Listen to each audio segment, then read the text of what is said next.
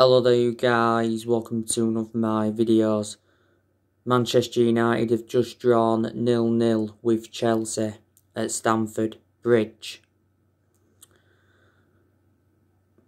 I've got to say, it wasn't the best of games. Solskjaer needs to improve our mentality. And we've got to start beating the top 6 sides in the Premier League, because we've really struggled against the top 6 sides in the Premier League this season. You know, drawn 0-0 today. Drawn with Chelsea at Old Trafford 0-0 earlier on in the season. Drew at Arsenal 0-0. Drew at Liverpool 0-0.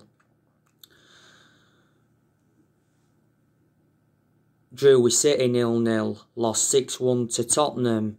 Drew with Leicester 2-2. And in the vast majority of the games against the top teams, we failed to score. Solskjaer is tactically naive, especially in the big games. And I said it was a must-win game today. I think top 4 is at risk now. I still think we are going to get the top 4 despite the draw today. But Solskjaer did say prior to the game that the top 4 race will go down to the wire.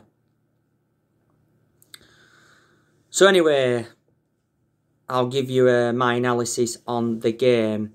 So the VAR penalty decision was the talking point of the game.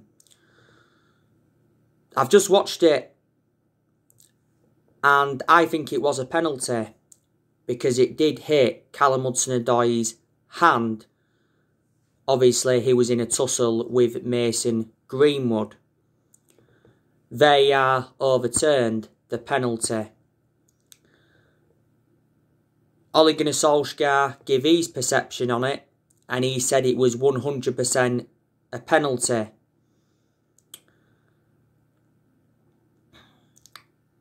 At the first, I didn't think it was a penalty, but now I've just seen it close up. It hits Callum Hudson-Odoi's hand.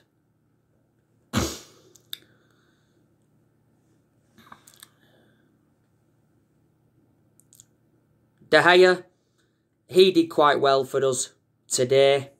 He made some good saves, but most of his saves were straightforward saves. He made a very good save though to deny Hakim Ziyech. That was probably the best chance of the game. And like I said, you know, David De Gea, he's going to remain our number 1 for at least this season. De Gea has done well in some games this season, but in the last couple of years he has made calamitous mistakes, and reflecting on that, he's become a liability. Ole has already warned De Gea that his number 1 jersey is under threat. You know, we could be selling De Gea in the summer. De Gea also made an error in the game. It came to nothing in the end, but it was still a poor clear out. Fred, I don't think he was brilliant today. He actually had 2 good chances in the game. You know, he had a very good chance from long range, curled it, just went wide. I think he also had a chance towards the end. Scott McTominay, he had a good chance in the game, produced a good save from Mendy. Mason Greenwood, he obviously started today. He had a good chance in the game, just went wide. Marcus Rashford obviously had a good chance from the free kick, produced a good save from Mendy.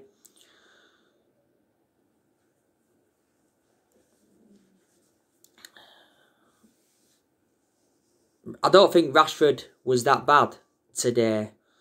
I think the passing from his teammates obviously let it down. Daniel James, he looked good in the attacking third of the pitch. Started again today, Daniel James. You know, he's been getting a lot of game time recently because he was out of the squad for a while and there was narratives of Daniel James possibly leaving. James actually looks better without the ball than having the ball.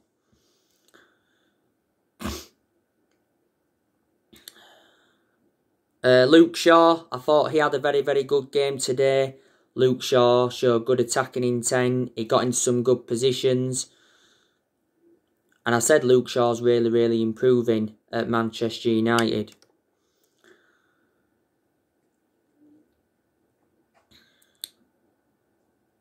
Ollie brought just one substitution on in the game, and that was Anthony Martial. I think that was the wrong decision by Solskjaer. You know, Martial has been out of form for the vast majority of this season. He's had chances, but he just hasn't converted them. But Solskjaer said prior to this game that he's happy with Martial's work rate. And he's backed him to rediscover his form. Martial was good last season and he was good in his debut season under Louis van Gaal. Martial has been at the club now over 5 years. A lot of United fans are saying that we should sell Anthony Martial in the summer. If we sell him in the summer, we'll get around £30 million. Like I updated you earlier on, we are prepared to sell Martial on one condition. That's if we can win the battle to sign Erling Haaland.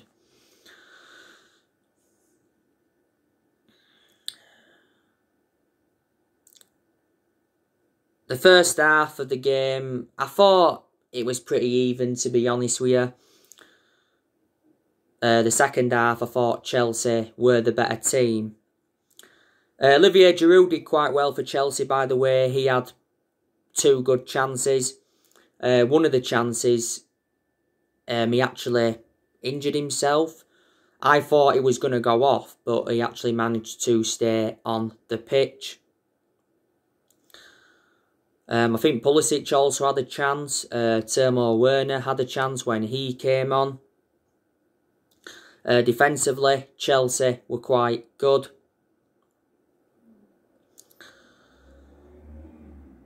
So yeah.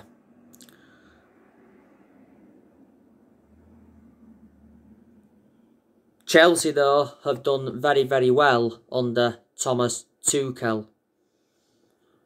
I think they're unbeaten in their last 10 games in all competitions under Tuchel, unbeaten in their last 9 in the Premier League. Today was Ole Gunnar Solskjaer's 5th meeting with Thomas Tuchel.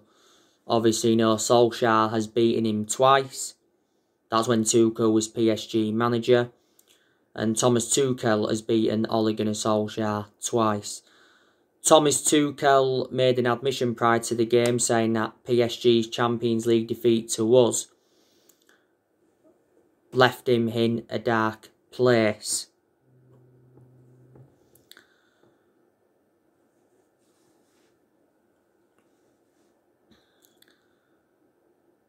Prior to this game, we'd won our last 3 visits to Stamford Bridge. Obviously, we beat Chelsea at Stamford Bridge last season 2-0. In the Premier League, that was our first win at Stamford Bridge since 2012. We haven't got a good record at Stamford Bridge. You know, we're beating them 2-1 in the EFL Cup last season at Stamford Bridge. And we're beating them 2-0 in the FA Cup a couple of years ago. We did actually beat Chelsea 3 times out of the 4 times we played them last season.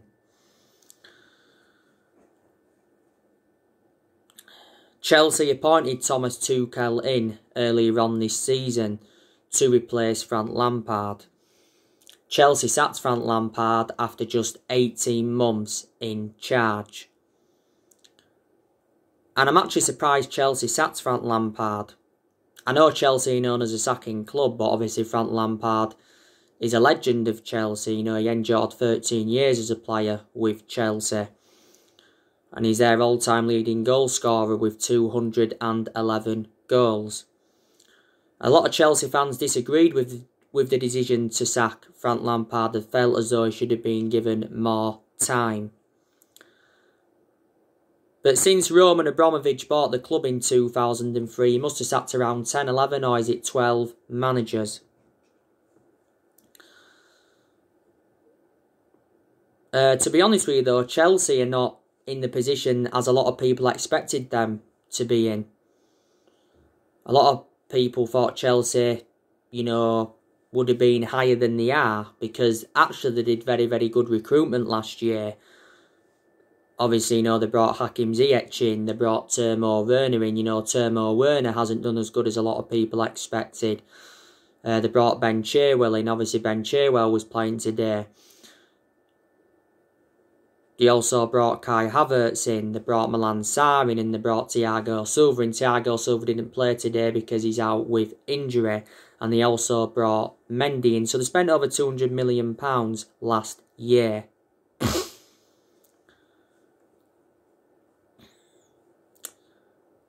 But I am very, very disappointed with the result. Obviously, it's better than losing. But like I've said to you so many times before, you've got to be the top 6 sides, or at least some of them, if you are to be genuine title contenders. You know, we're 12 points behind Man City now. You know, City won yesterday against West Ham.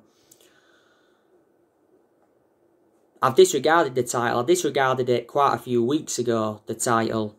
I probably disregarded it after the 3-3 draw with Everton. But Solskjaer did actually say after our 3-1 win against Newcastle that we are still in the title race. And he said the exact same thing after our 1-1 draw with West Brom. That we're still in the title race and will not settle for second in the title race. We haven't won the Premier League since 2013. We've just dropped too many points. We really, really have. You know, we lost to Sheffield earlier on this season. That's definitely a game we should have won. We certainly should have beaten Everton because we squandered a 2-goal lead in that game, and we was leading twice in that game, and we conceded in the 95th minute of that game. We should have beat West Brom, drew with them. So, you know, we'd have won these games. I probably would have turned around and said to you, you know, yeah, we are still in this title race.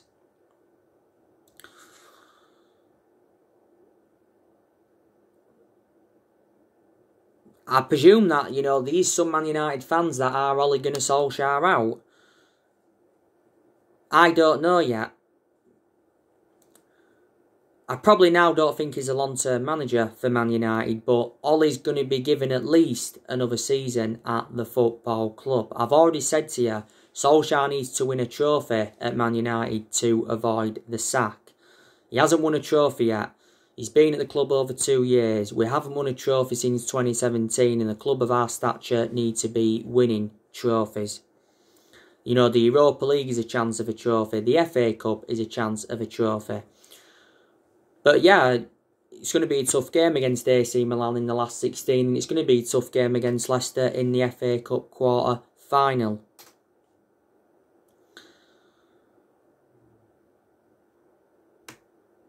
You know, if the club decide to sack Ole Gunnar Solskjaer next season, if they don't think he's doing well enough, you know, who's going to come in to replace him? Obviously, you know, Mauricio Pochettino at one point was the favourite. Pochettino's totally out of the equation now because he's at PSG. There was talks of Massimiliano Allegri coming in at one point. Thomas Tuchel was on our agenda at one point. Julian Nagelsmann was even on our agenda. I think if we was to sack Solskjaer next season, or at the end of next season, because I don't think we'll sack him this season, maybe Wayne Rooney would take over, because Wayne Rooney did say at one point that his dream would be to manage Manchester United. You know, you've got a lot of United fans that are saying Ole is out of his depth. We've had his good periods under him, and we've also had his bad periods under him. You know, prior to the Newcastle game, we'd only won 1 of our last 5 in the Premier League, so you can say that's a pretty bad period. We was poor at the first part of this season, very poor should I say. Solskjaer was looking not to be sacked earlier on this season. You know, was poor at the first part of last season. We enjoyed our worst start to a Premier League season for 30 years. I think the main explanation Solskjaer is still Man United manager is because our board and that have got a soft stance on him, with him being a legend of the club.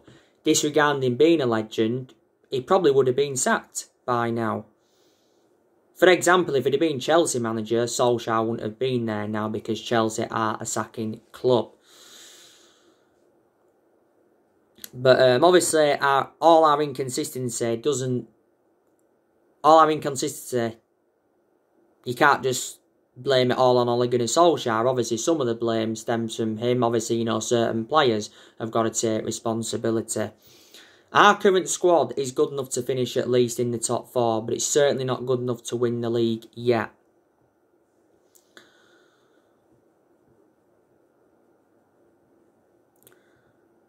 Will Solskjaer sign a new contract at Man United at the end of the season?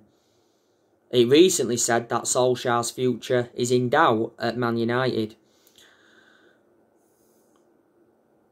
because he admitted that nobody spoke to him over a new contract. He said we will wait until the end of the season to begin contract talks with Ole, and we could offer him a new 2-year deal on one condition, and that's if we qualify for the Champions League. Ole's into the final 18 months of his current contract. Solskjaer hasn't got a proven pedigree as a manager, and you can say that's an element of concern, but reflecting how long he's been with us, he's gained some managerial experience and all of that. I still believe he needs more time. He needs at least another season. If he doesn't win a trophy or out next season and he doesn't exceed expectations, he needs to go. It's as simple as that. We appointed Solskjaer in December 2018, and he's been permanent Man United manager since March 2019. A lot of United fans said we give him the job too soon, but we're giving the job permanently because he did very, very well in that 3-month period when he was the interim manager, because he won 14 games out of 19 in all competitions.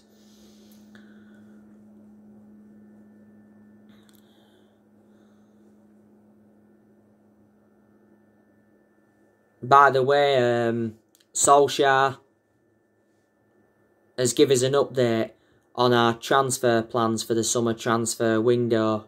He's only interested in bringing in players that are a perfect fit for the club.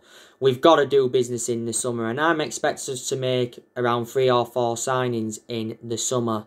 There has been quite a few players on our agenda.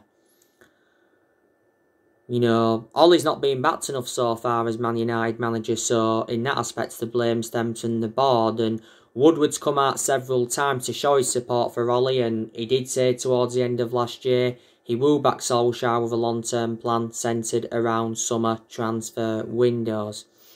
Our transfer budget got revealed not so long ago, and it's not what a lot of Man United fans expected.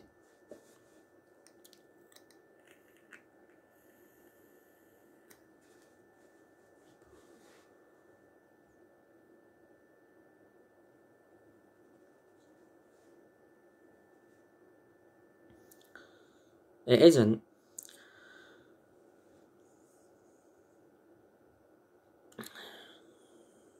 But this year's summer transfer window is the biggest in Ole Gunnar Solskjaer's managerial career.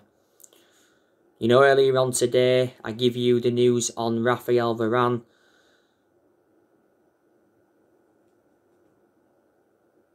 Real Madrid will consider offers for Raphael Varane in the summer, because according to the AS, talks over extending his deal have not settled. He's valued at 61 million, but OK Dairov said that Real Madrid have reduced their asking price for Varane to £43 million. Man United, Liverpool and PSG are all interested. Raphael Varane, I think, is into the final 18 months of his contract with Real Madrid. He's been a long-serving player at Real Madrid. He's been at Real Madrid now for 10 years? Made over 300 appearances and won 18 major honours. Madrid paid €10 million for him from Lens. He is a centre-half, and I think he'd go very, very well alongside Harry Maguire in our back line. A centre-back and a forward are Solskjaer's priorities.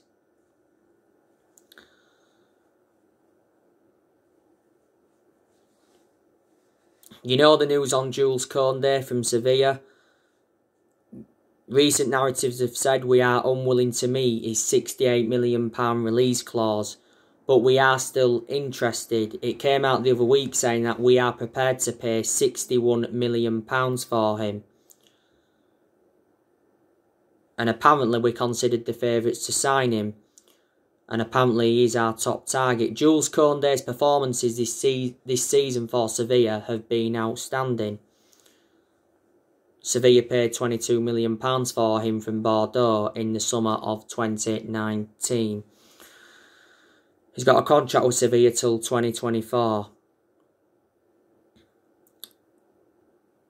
You know the news on Jadon Sancho from Borussia Dortmund. According to recent reports, we are preparing to put a £50 million bid in for Sancho. Another report said we can sign Sancho for as little as £75 million in the summer, but we are no longer the favourites to sign him. We recently got handed a Jadon Sancho transfer boost because Borussia Dortmund's CEO made an admission saying that Sancho, Haaland and more Dortmund stars could be sold to avoid financial chaos. And Sports Bild have said already that we're still very interested in Sancho. But The Athletic said different. They said we paused our transfer pursuit of Sancho due to Mason Greenwood. Earlier on this season, it said Dortmund reduced their asking price for Sancho to £88 million. So not 20 million off, because last summer Dortmund's valuation was £108 million. We wasn't willing to meet that valuation. But he was our number one priority target last summer. And as you all know, Ole Gunnar Solskjaer would love to sign Erling Haaland.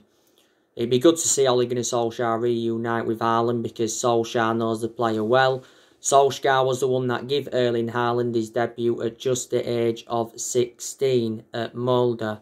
Solskjaer said prior to the game against Sociedad in the second leg that he's keeping in touch with Erling Haaland. But if Haaland's sold in the summer, Dortmund are going to demand in the excess of £100 million, maybe even more than £100 million. Next year he has a release clause of £68 million. That's when it becomes active next year. But Mino Raiola, his agent, has revealed that there's only 4 Premier League clubs that can afford him. Sky Sports recently said Dortmund will sell Haaland for £78 million in the summer. But there's quite a lot of clubs in for him. I think it actually recently said that there's 10 clubs that are in for Erling Haaland.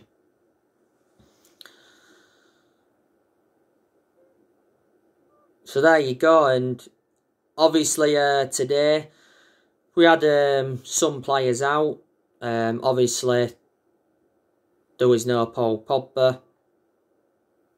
Solskjaer did confirm prior to the game that Paul Pogba is going to be out for a few more weeks. He's got a thigh injury. You can say he's a big miss because we do lack quality in that midfield without Paul Pogba. Pogba's probably going to miss the City game in early March, which is a disappointment. In recent months, Paul Pogba's performances have been good and he's been enjoying the best period in his Man United career since he rejoined. Earlier on this season, Pogba had an ankle injury and he was out for the vast majority of last season with an ankle injury.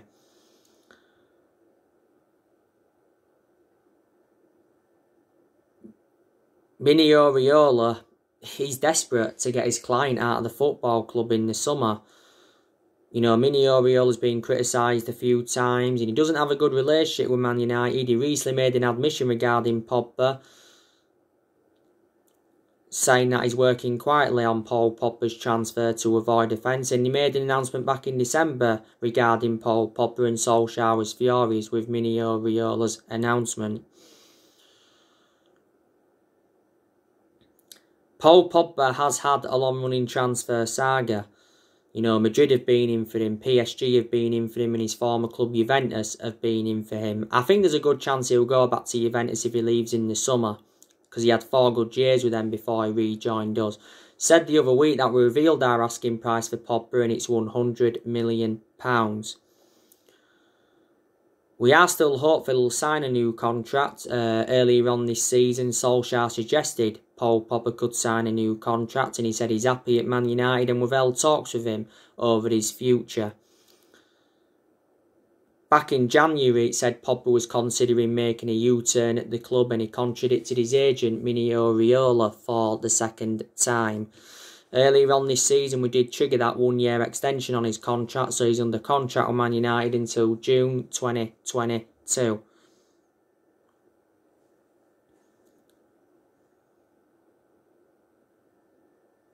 Pogba's our most expensive sign at the moment because we paid £89 million for him. So there you go. Obviously, there was no Edinson Cavani. I think Cavani is not played now in our last 4 games. Cavani has got a muscle injury, but Solskjaer confirmed he was going to be out for this one. Shame he isn't available at the moment because Cavani has made a fantastic impact since he's come in. His hold-up play is good. He creates chances. His movement in and out of the box is good and he scores good goals. Apparently, we'll have to pay around 1.75 million if we don't extend his deal. But I think we will trigger that 1-year extension on his contract. Because Solskjaer did say, didn't he, earlier on this season that Cavani's set for contract extension talks, and Cavani's already said he wants to stay at Man United beyond this season. We got Cavani on a free transfer last summer. He signed a 1-year contract with Man United with an option of a 2nd year. Mata's obviously out for a couple of weeks with injury.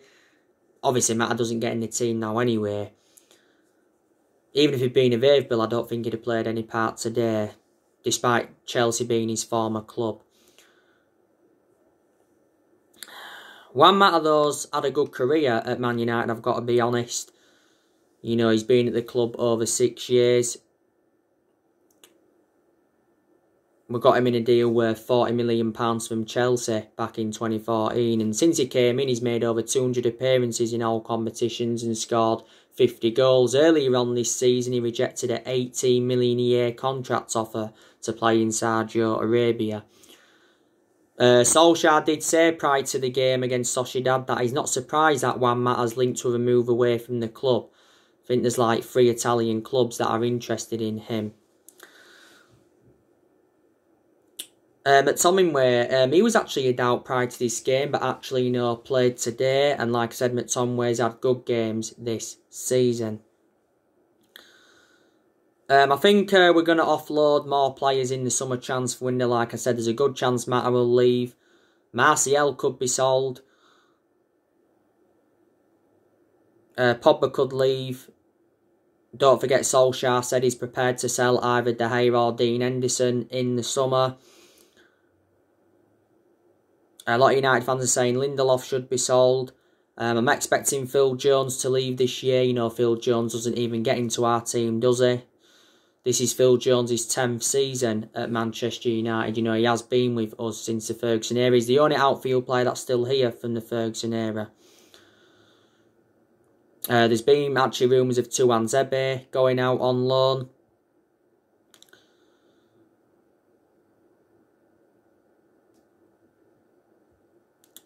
So there you go. But we sell players in the summer, you know, we'll generate quite a bit of money and it'll help us with our rebuilding process. Our next game is Crystal Palace. We should be beating Crystal Palace. We've got to get back to winning ways in the Premier League. We've actually got a good record at Selhurst Park. We've won our last 4 league games at Selhurst Park. But Crystal Palace have beaten us at Old Trafford in their last 2 visits. They beat us on the opening day this season 3-1 and they beat us 2-1 at Old Trafford last season. We beat Palace 2-0 at Selhurst Park last season. You know, their current manager is Roy Hodgson. I'm actually surprised he's still managing. You know, Roy Hodgson has managed a lot of clubs in his managerial career. Obviously now he's at Palace. I think he's been at Palace since like 2017. He's obviously managed Liverpool before, he's managed West Brom before, he's managed Fulham before, I think he's managed Inter Milan before, didn't he manage Blackburn at one point? I can't remember every team, you know, he's managed. Palace have got quite a few injuries. Obviously, Wilfried Zaha was one of their key players. He's out with injury. He's also a former Man United player. They've also got Christian Benteke. They've got Jordan Ayew, who's quite good. They've got Patrick Van Aanholt. They've got Andros Townsend. They've got that Sakho as well. I think Sakho is out with injury. They've got Nathaniel Klein. I think he's also out with injury. And after Palace, it is Manchester City. And Manchester City are the champions-elect. The good news is we're still unbeaten away from home in the Premier League for over a year. We've been exceptional away from home. We haven't lost away from home in the Premier League since the 2-0 defeat to Liverpool back in January 2020. On my next video, I will be giving you my player ratings from this game. So anyway, guys, that's everything to update with today. Drop your comments, likes below on the channel. If you do, consider subscribe as always, and take care. God bless. See you all again very, very soon.